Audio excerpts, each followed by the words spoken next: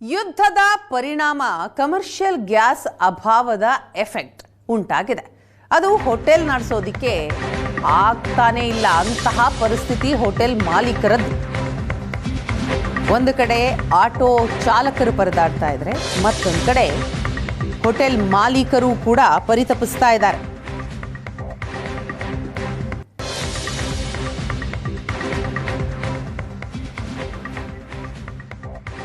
ಮಧ್ಯಪ್ರಾಚ್ಯ ಯುದ್ಧದ ಎಫೆಕ್ಟ್ನಿಂದಾಗಿ ಏನು ಸಿಲಿಂಡರ್ ಕೊರತೆಗಳು ಅಭಾವ ಉಂಟಾಗಿತ್ತು. ಆದರೆ ಇದೀಗ ಯುದ್ಧ ಸ್ವಲ್ಪ ಮಟ್ಟಿಗೆ ನಿಂತಿರೋ ಹಿನ್ನೆಲೆಯಲ್ಲಿ ಮತ್ತೆ ಹೋಟೆಲ್ಗಳಿಗೆ ಯಾವ ರೀತಿ ಸಿಲಿಂಡರ್ಗಳು LPG ಕಮರ್ಷಿಯಲ್ ಸಿಲಿಂಡರ್ಗಳು ಯಾವ ರೀತಿ ಪೂರೈಕೆ ಆಗ್ತಾ ಇರುವಂಥದ್ದು, ಮತ್ತು ಯಥಾಸ್ಥಿತಿಗೆ ಹೋಟೆಲ್ಗಳು ಬರಬೇಕಾದ್ರೆ ಇನ್ನೂ ಎಷ್ಟು ದಿನ ಕಾಲಾವಕಾಶ ಹಿಡಿಯುತ್ತೆ ಅನ್ನುವಂಥದ್ದು. ನಮ್ಮ ಜೊತೆಗೆ ಮಾತನಾಡೋದಕ್ಕೆ ಹೋಟೆಲ್ ಮಾಲೀಕರ ಸಂಘದ ಅಧ್ಯಕ್ಷರಾಗಿರುವಂಥ PC ರಾವ್ ಅವರು ಇದ್ದಾರೆ. ಬನ್ನಿ ಕೇಳೋಣ ಹೋಟೆಲ್ಗಳ ಈಗಿನ ಸ್ಥಿತಿ ಮತ್ತು LPG ಸಿಲಿಂಡರ್ಗಳು ಯಾವ ರೀತಿ ಪೂರೈಕೆ ಆಗ್ತಾ ಇದೆ ಅನ್ನುವಂಥದ್ದು. ಸರ್, ಈಗಾಗಲೇ ಕಳೆದ ಒಂದೂವರೆ ತಿಂಗಳಿಂದ ಏನು ಒಂದು ಯುದ್ಧದ ಎಫೆಕ್ಟ್ನಿಂದಾಗಿ ಹೋಟೆಲ್ಗಳು ಸಾಕಷ್ಟು ತುಂಬ ಸಮಸ್ಯೆಗೆ ಸಿಲುಕಿದ್ವು. LPG ಸಿಲಿಂಡರ್ ಈಗ ಸದ್ಯದ ಮಟ್ಟಿಗೆ ಯುದ್ಧ ನಿಂತಿದೆ.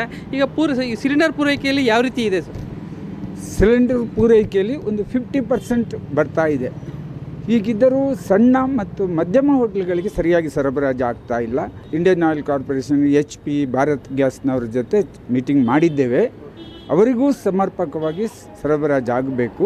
ಇವಾಗ 50% ಗ್ಯಾಸ್ ಬಂದ ಮೇಲೆ ಅದನ್ನು ಕಂಟಿನ್ಯೂ ಮಾಡ್ತಾ ಇದ್ದೇವೆ. ಕರೆಂಟ್ ಬಿಲ್ಗಳು ಕೂಡ ಜಾಸ್ತಿ ಆಗ್ತವೆ, ಅಂದರೆ ಗ್ಯಾಸ್ಗಿಂತ ದುಪ್ಪಟ್ಟು ಕರೆಂಟ್ ಬಿಲ್ ಕಟ್ಟುವಂಥ ಒಂದು ಪರಿಸ್ಥಿತಿ ಸಿಲುಕಿರುವಂಥದ್ದು. ಅದು ಅನಿವಾರ್ಯ. ಕರೆಂಟು ಕೆಲವು ಕಡೆ ಪವರ್ ಇರಲಿಲ್ಲ. ಪವರ್ ಇಲ್ಲದೇನೂ ಉಪಯೋಗಿಸಿದ್ರಿಂದ ಮುಂದಿನ ದಿನಗಳಿಗೆ ಅವರಿಗೆ ಫೈನ್ ಕೂಡ ಬರ್ಬೋದು. ಈಗಾಗಲೇ 56 ಪೈಸಾ ಪವರ್ ಚಾರ್ಜಸ್ ಕೂಡ ಹೆಚ್ಚಿಗೆ ಮಾಡಿದ್ದಾರೆ.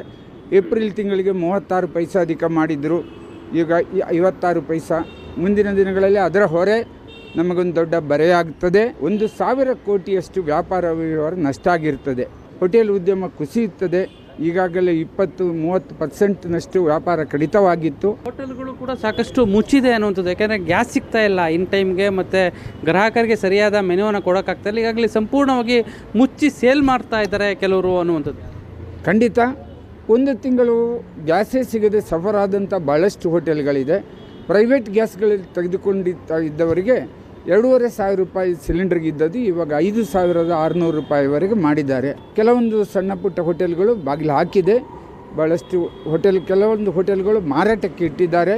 ಇನ್ನೂ ಕೂಡ ಮಾರಾಟ ಆಗಿಲ್ಲ. ಅದು ಪರಿಸ್ಥಿತಿ ಒಂದು ರೀತಿ. ಆದರೆ ಮುಂದಿನ ದಿನಗಳಲ್ಲಿ ನಮ್ಮ ವ್ಯಾಪಾರ ವ್ಯವಹಾರ ಸಮರ್ಪಕವಾಗಿ ತೂಕದ ಪ್ರಕಾರ ಆಗಬೇಕು ಅಂತ ನಿರೀಕ್ಷೆಯಲ್ಲಿದ್ದೇವೆ. ಈಗ ಮತ್ತೆ